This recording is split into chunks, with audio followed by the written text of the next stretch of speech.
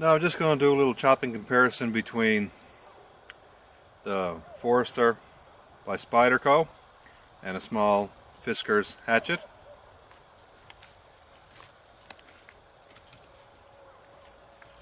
This is a Fiskars hatchet.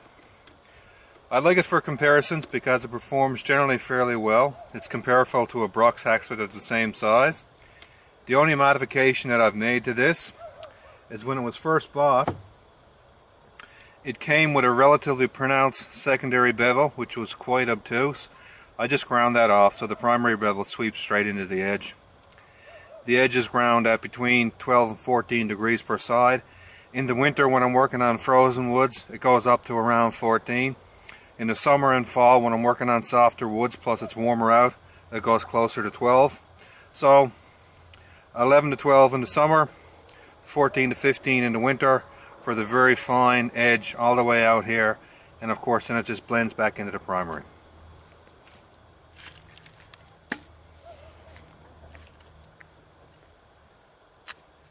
Now one thing which is kind of surprising about this knife is that it's not balanced where you would expect, or where I would expect based on the design.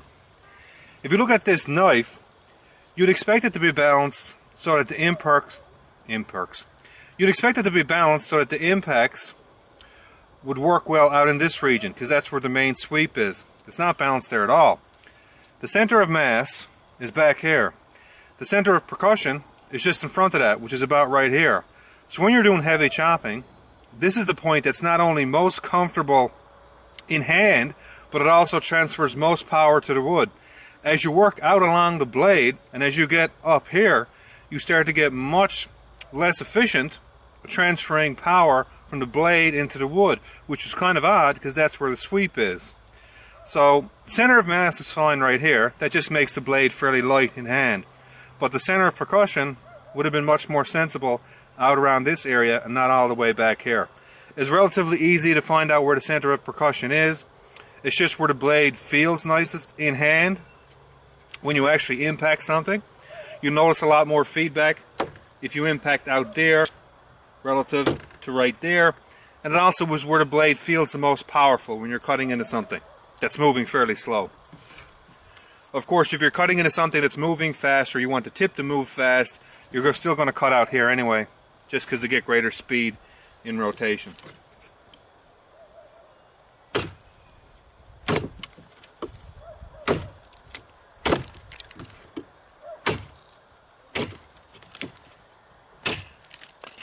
So all I'm going to do is work through some wood, and as I go through it, I'm just going to be taking some notes on how long it takes me to cut through the wood, the kind of feedback I get in hand, whether or not the knife sticks in the wood.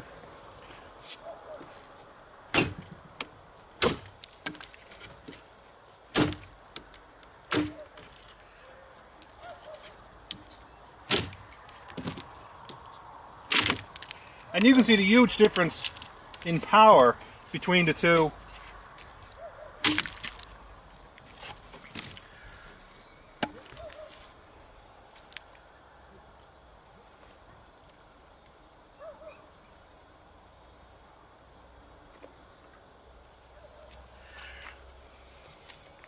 This wood is a bit too small for the axe. It can't actually stay together. But again, there was a couple of splits up here, so we'll see how that continues down along the blade.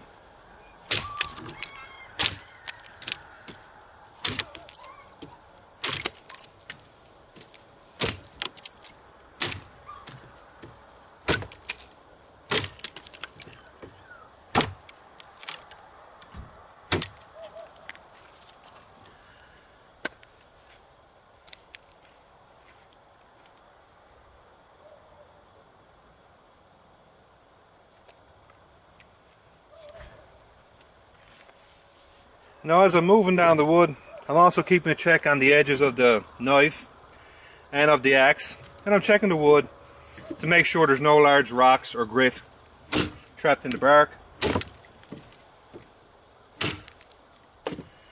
And again, really large difference, and that's sort of what I would expect.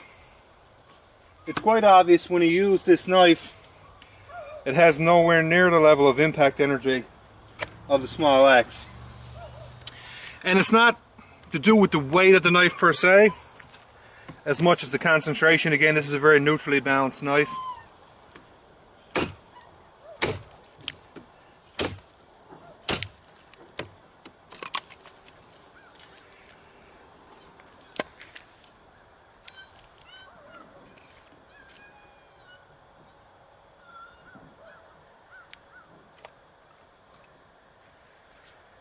Now, of course, when you're working on wood like this, there's a lot of variation in the wood from one piece to the next. So, unless you're buying stock lumber, and even then, there's going to be issues, you're going to want to cut a fair amount of it and just look at sort of the average effect. Because you will get pieces like that from time to time. Now, you can't look at that cut, which was just one hit, compared to the last chomp with the Hossom, and say, well, the Hossom is obviously much more inferior.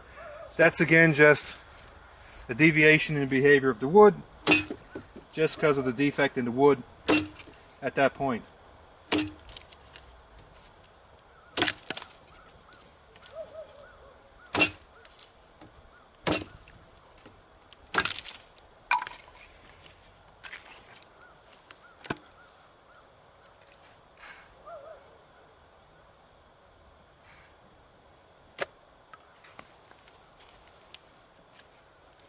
So, little tiny comparison. At most, we can say that the Hossom is not in the same class as the small axe, which we wouldn't expect. And now, all I'm looking to do with the rest of this wood, I want to see, is it closer to about 75% of the ability of the axe, or is it closer to 50% of the ability of the axe, averaged over a large type of wood. This is a fairly soft wood.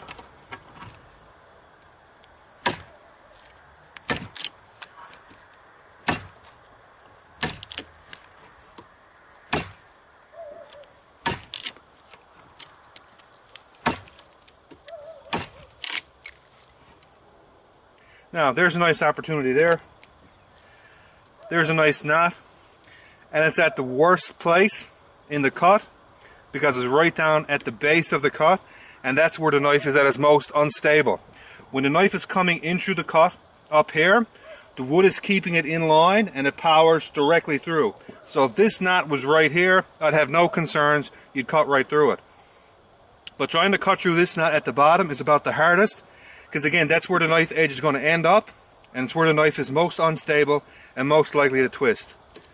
So, worst case scenario is exactly this, so let's clear it out.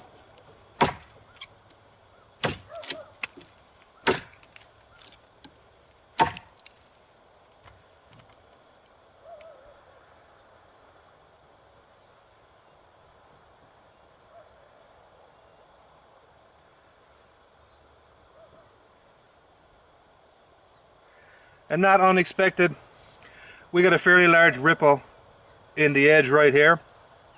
The edge bent to the side. And again, that's about a worst case scenario. That was a decent knot in a relatively soft piece of wood, which is the worst thing. If the knot is in a hard piece of wood, the wood sort of locks it in. But soft wood, like this, and a hard knot is the worst case scenario on the edge, especially when a knot is in the center and the edge actually rippled right up on the primary grind.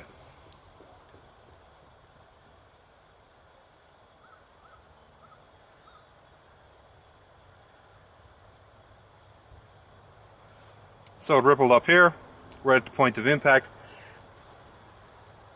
But on the positive, we didn't lose a piece of the edge.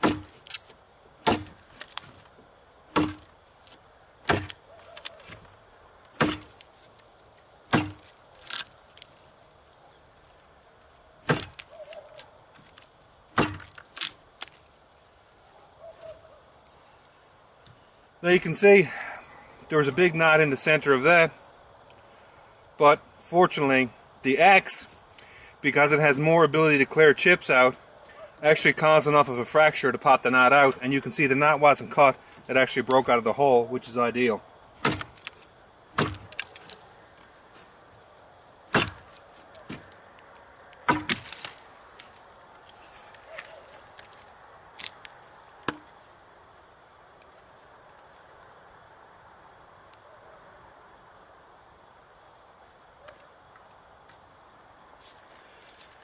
Now as I'm moving through this wood, the diameter of the wood keeps changing. So in order to get the balance of cutting between the two tools, all I'm going to do is switch it up. So I first cut with the Hossom, then the axe. Now I'll cut with the axe and then the Hossom. So there's constantly a change up between which one cuts the thicker piece of wood. So again, on average, that'll all average out.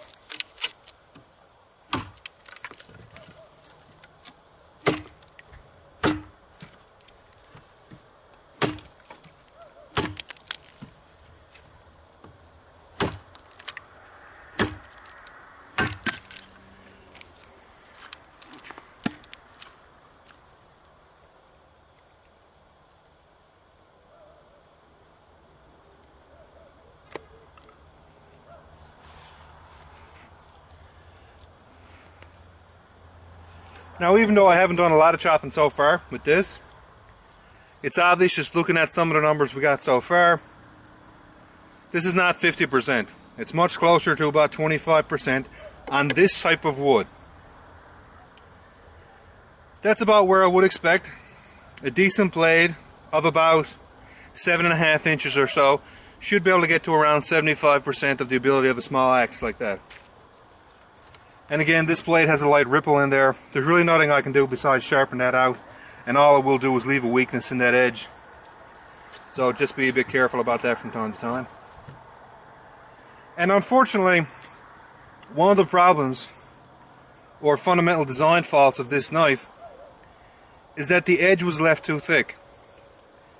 And because the edge is so thick, you have to put a very, very, very acute edge on it in order to compensate for the thickness. So the blade is so thick, in order to get the cutting ability up, you have to put a very acute edge here, and that means the edge is very fragile and prone to damage like that. So if the edge had to be ground down to a more reasonable thickness, somewhere around say 25 thousandths, you could easily have left this edge bevel then anywhere between say 12 to 14 degrees on this type of wood, and you wouldn't have any problem. But again, the edge is too thick. In order to raise the cutting ability, this great big wide bevel had to be put on it, and that drastically weakens the edge, and you get a ripple here on relatively soft work.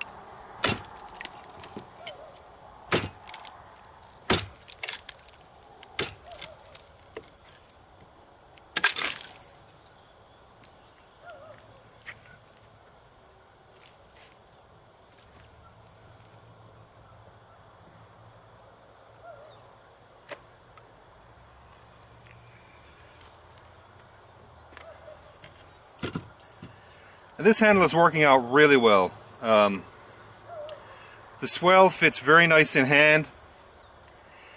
The end hook right here, I'm not actually right down on the end. I'm up closer on the top. But I'm not having a lot of issues with security. And it's really comfortable. These could be set down a little bit more. They're a little bit abrasive, but not very much. But so far the handle is working really well for heavy impacts.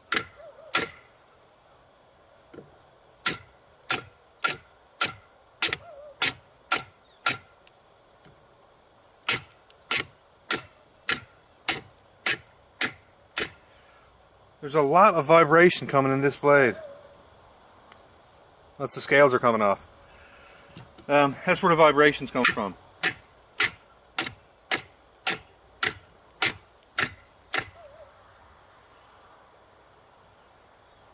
Yeah, all the screws are loosening, so the handles are essentially coming off. That's why you're getting that pinging sound on the blade.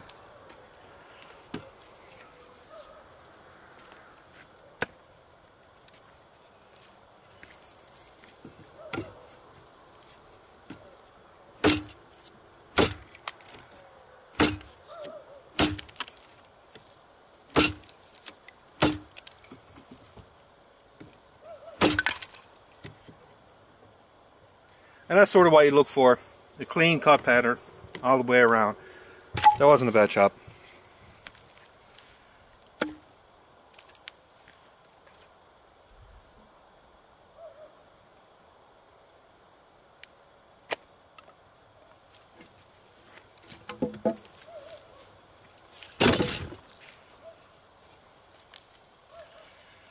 Move on to something a bit more serious. This is still a relatively soft wood. It's just a bit larger. The bark is a bit heavier.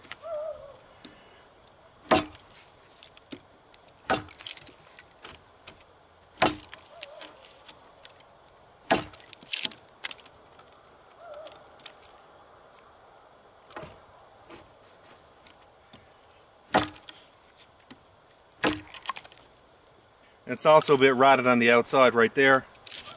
That's why the penetration looks a bit too impressive.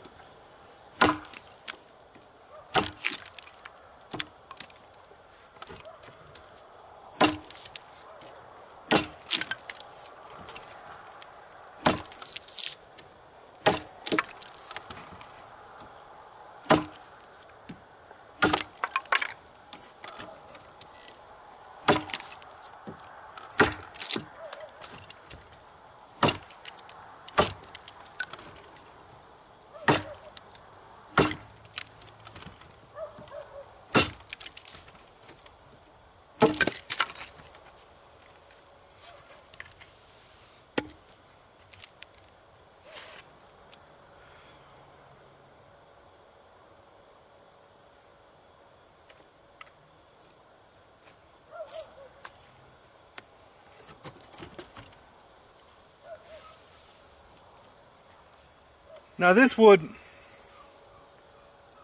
is really starting to be at the upper limit of what you want to cut through with a blade of this side, mainly because the edge of this has a bit of a recurve in it. Now I'm going to be contacting a piece of wood about this size. As the edge comes up here, the bottom of this cut is going to be higher than the point up here and the point down here. That means the chips are not going to start to clear as effectively. So when you go higher than this, you'll see the relative performance of the knife start to drop down rather dramatically compared to an axe.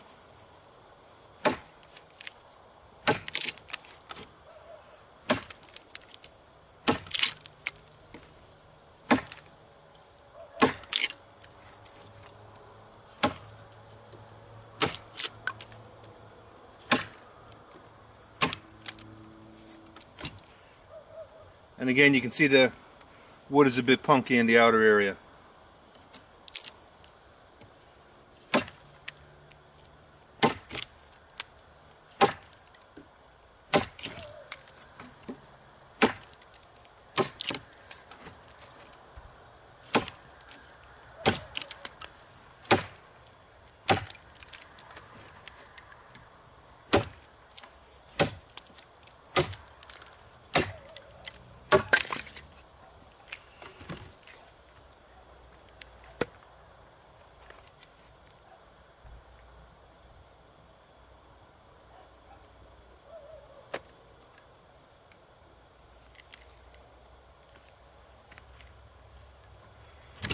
And again, chopping with the blade, I'm doing some test cuts out along the edge here.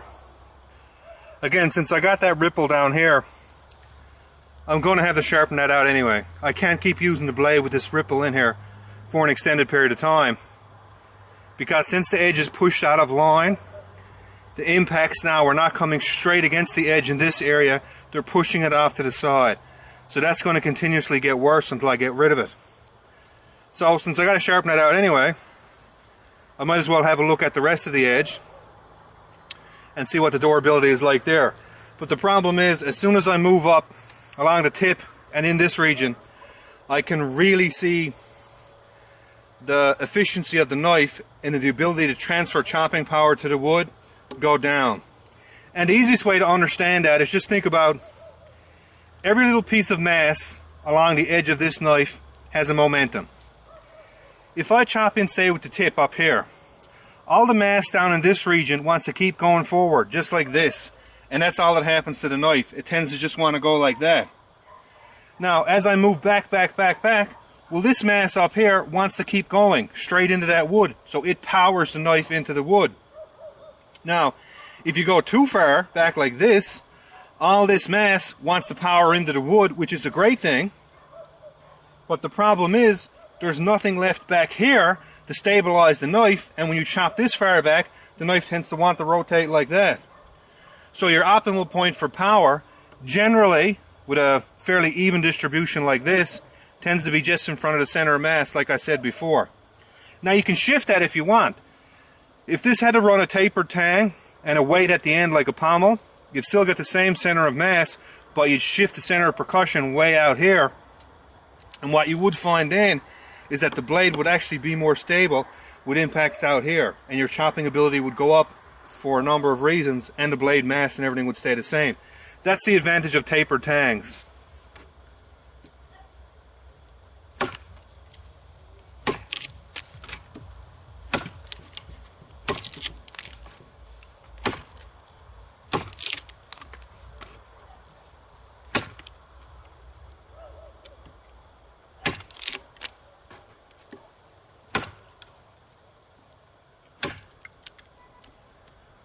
Now I slowed down there because I wanted to take a look at that knot.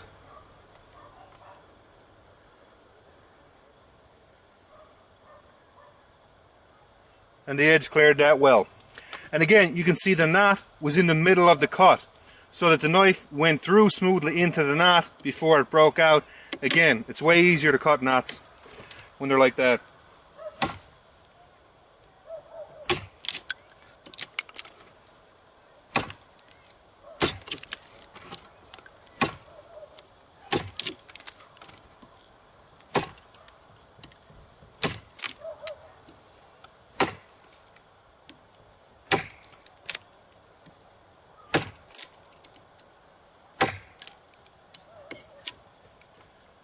Cut through another one.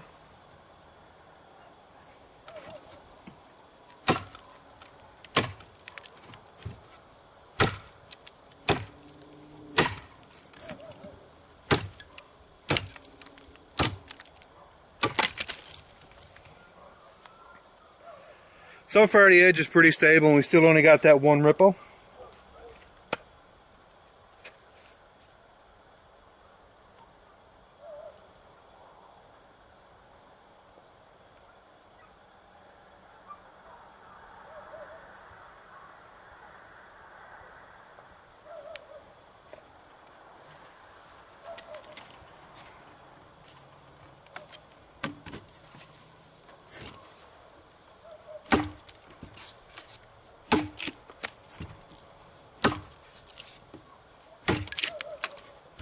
And again, you can see the wood is punky on the outside.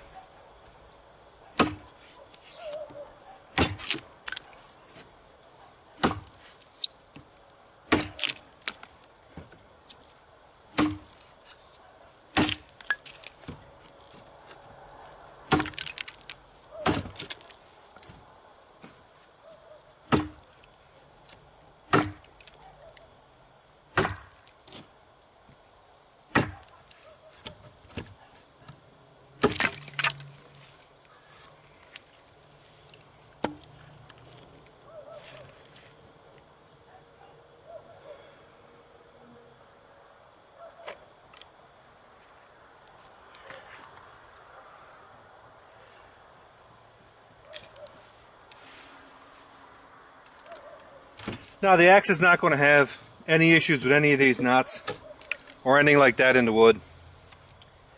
The edge has been ground with the necessary angle to give the right durability. Now if you look closely, you can see there's a couple of little chips and stuff in the edge. That's not from wood, that's from rock. I was actually doing test impacts just to see how the steel held up, chopped it into a bunch of really hard things. And I'm not going to bother to sharpen all these out. They are such a minute section of the edge that you'll never notice that difference in performance. I'd have a hard time even if I was measuring it to pick them up.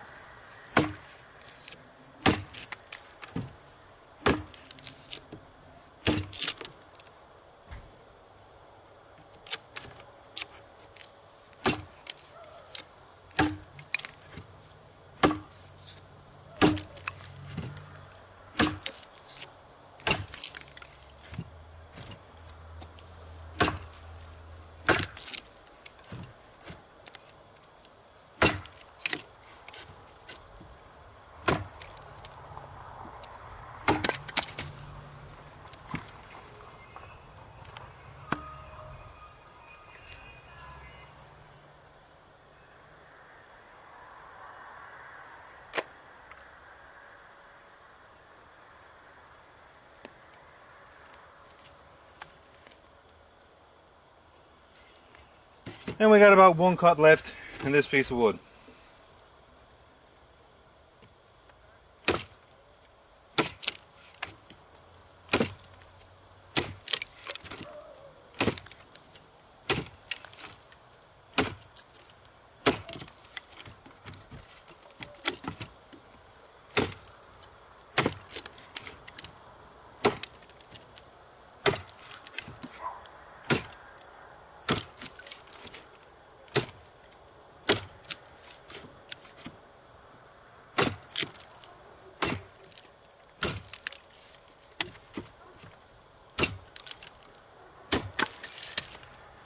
So now we got a little pile of wood. See if we can split it up. And again, we have a ripple up here, so I'm going to watch that. Try to keep the blade away from it.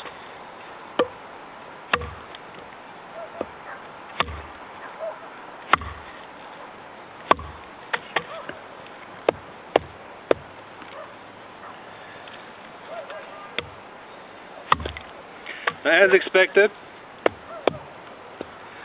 the knife is very uncomfortable if you impact in this region, which again is kind of foolish because that's where the big sweep is. You'd expect that to be the point that would give least vibration in the hand, but again, that's not the way the knife is balanced. You impact with it up in this region, massive amount of feedback in the hand.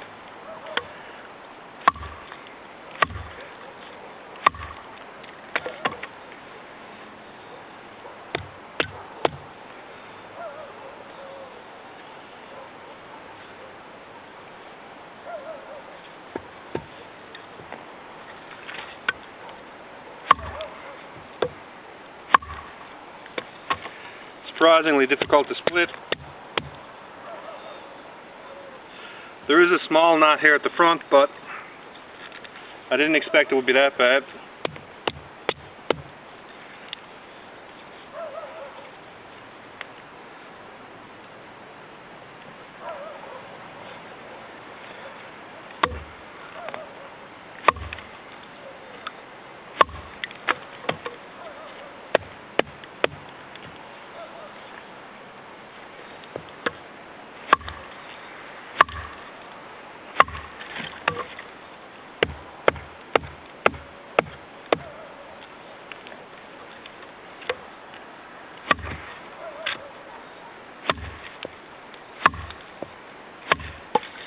And again, this is generating a not insignificant amount of feedback in the handle. It's one of the more uncomfortable knives I've used.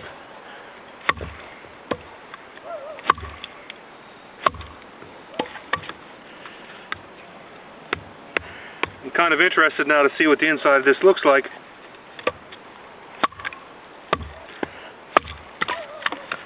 See what we got.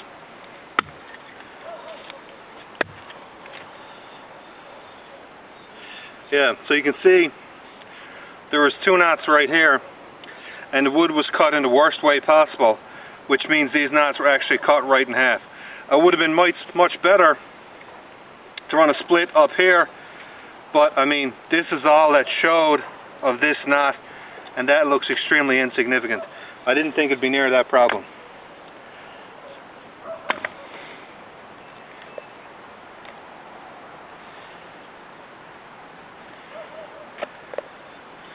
Now you can't judge the knife based on that, of course.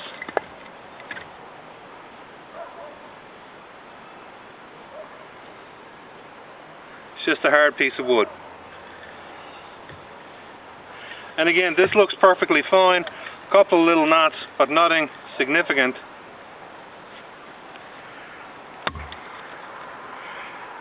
See if we get into the same level of foolishness.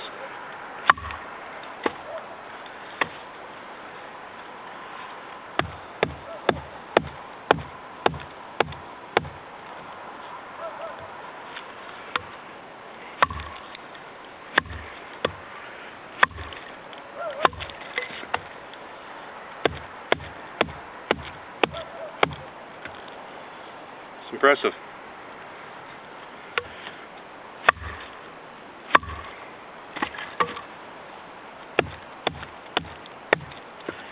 And again, the kickback in the hand right here is fairly pronounced.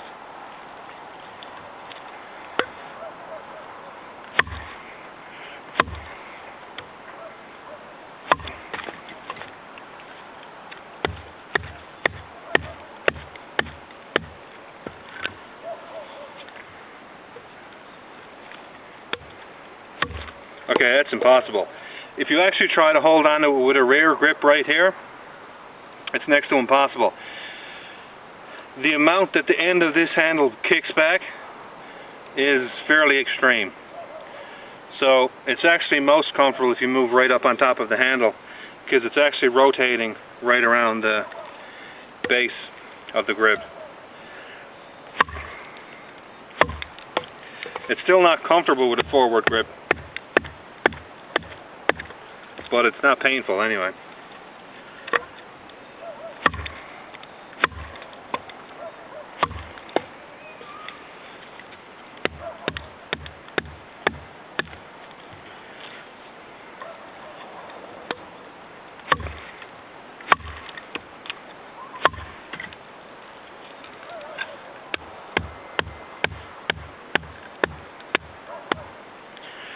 This is unbelievably difficult to split for some reason. I'm actually curious enough now to almost want to go in to get another knife to do some side-by-side splitting. When I did the splitting with the cane and the hungless, I split 62 pieces of wood each. That's 124 pieces of wood, and I think only 3 times did I require 15 impacts. Both of these have been over 15 already, and the wood doesn't even appear to be that bad. I'm hesitant to say yet, but I think the very, very flat nature of this grind, where the grinds are almost parallel like a machete blade, they don't taper, is making this knife wedge excessively. Now again, I just could have fluked into a couple of really bad pieces of wood, but I haven't seen anything like this in a while.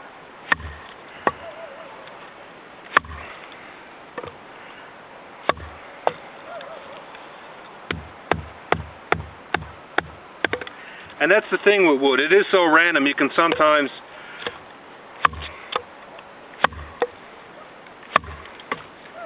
get to the wrong conclusions if you're not careful.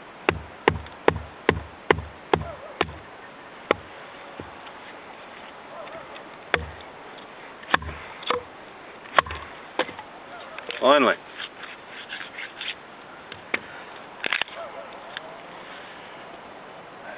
Really not a lot in this wood that, I mean, yes, there's a little knot there, but surprising it's taking that much work.